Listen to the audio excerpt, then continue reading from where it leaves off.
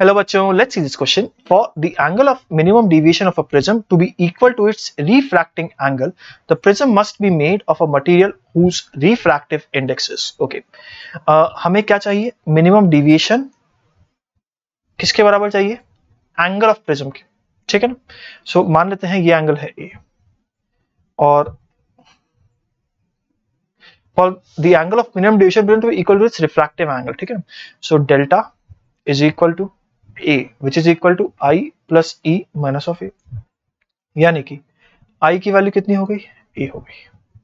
ठीक, यहां तक समझ में आया? हमसे क्या पूछा जा रहा है? म्यू की वैल्यू पूछी जा रही है. क्या वैल्यू ऑफ म्यू हो इसके लिए? करेक्ट. तो चलिए सॉल्व करते हैं. मान लेते हैं कि रे ऐसी आती है, यह है एंगल ऑफ इंसिडेंस, और आगे बढ़ती है तो यह एंगल ऑफ रिफ्रैक्शन. ठीक है, हमें पता है कि इस केस में R की वैल्यू A/2 के बराबर होगी. सो मैं लिख सकता हूं 1 into sine of I is equal to mu into sine of R. लेकिन I की वैल्यू A के बराबर है और R की वैल्यू A/2 के बराबर है.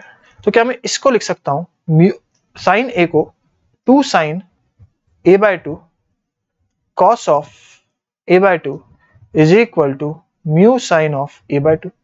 क्या साइन ऑफ A/2 खत्म, क्या बचेगा मेरे पास?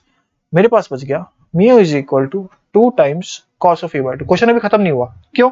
अब इस A की वैल्यू कितनी हो सकती है, मिनिमम और मैक्सिमम? क्या मैं कह सकता हूं A की वैल्यू सबसे कम 0 हो सकती है और सबसे बढ़ा दूं तो 90 हो सकती है. 90 क्यों बोला? क्योंकि एंगल ऑफ इंसिडेंस 90 डिग्री से ज्यादा नहीं हो सकती. सो यहां पे क्या मैं कहूंगा कि म्यू की वैल्यू 0 रखने पे कॉस 0 हो जाता है. कॉस 0 रखने पे 1 आती है इंटू 2 यानी 2, और 90 रखने पे क्या हो जाएगा? 90 में 45 हो जाएगा, यानी ये वैल्यू कितनी हो जाएगी? √2. यानी म्यू की वैल्यू 2 और √2 के बीच में घूमती रहेगी. ठीक है ना? तो ऑप्शन ए गलत हो जाएगा, ऑप्शन बी सही हो जाएगा, ऑप्शन सी गलत हो जाएगा, ऑप्शन डी गलत हो जाएगा. Hence the correct answer is option B. All the best.